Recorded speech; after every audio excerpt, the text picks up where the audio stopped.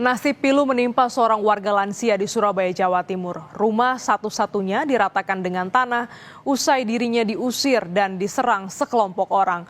Korban mengaku tak pernah menjual lahan tersebut dan dugaan penyerobotan pun menguat.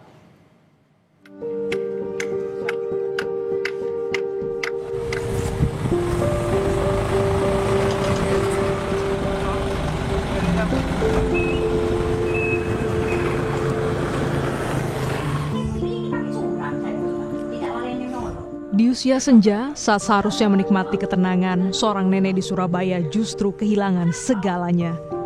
Rumah tempatnya berteduh selama belasan tahun diratakan dengan tanah. Tangis dan luka menjadi saksi saat kekerasan datang tanpa ampun. Ci, jangan Ci. Sekelompok orang mendatangi rumah, menyeret korban keluar hingga berujung penganiayaan.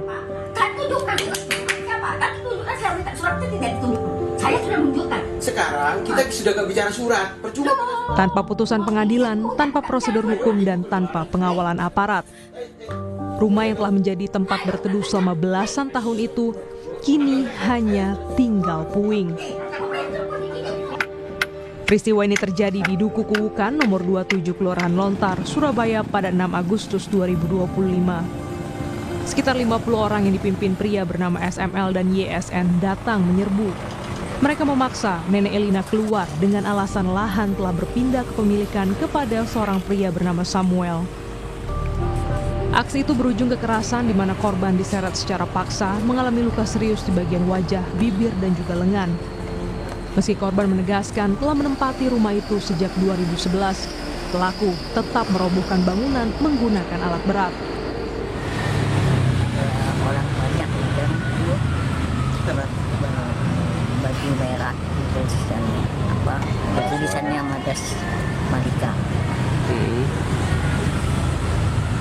Ada berapa orang? Banyak. Kuasa hukum korban menjelaskan kelompok massa menerobos masuk meski telah ditolak. Tak hanya merobohkan rumah, mereka juga mengangkut seluruh isi rumah. Akibatnya seluruh harta benda milik Nenek Elina lenyap, termasuk dokumen-dokumen penting seperti sertifikat tanah yang diduga menjadi bukti hak kepemilikan sah. Datang ke rumah nenek tersebut, terus kemudian setelah itu melakukan pengusiran secara paksa.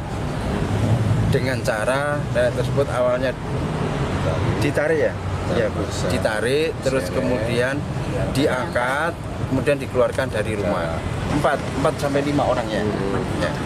Karena si nenek tidak mau keluar pada waktu itu di rumahnya. Atas kejadian ini, korban melaporkan kasus ini ke polisi pada Selasa 23 Desember. Wakil Wali Kota Surabaya, Armuji, melakukan inspeksi mendadak atau sidak terkait kasus viralnya Nenek Elina yang rumahnya dirobohkan secara paksa. Armuji mendatangi rumah Nenek Elina yang telah roboh dan juga berbincang dengan sejumlah perangkat RT dan RW. Lo melihat salah benarnya. Iya. Kalau Bapak merasa benar, itu kan ada jalurnya proses hukum toh.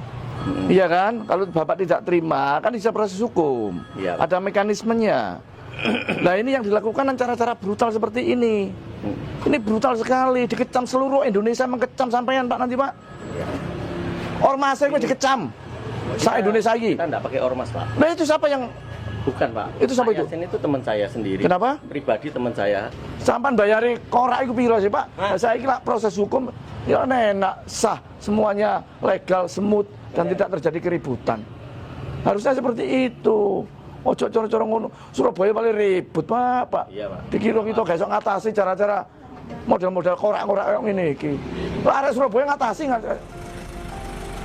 Nenek Elina kini hanya bisa berharap agar hukum benar-benar hadir, memberikan keadilan dan melindungi mereka yang tak berdaya. Tim Liputan Kompas TV.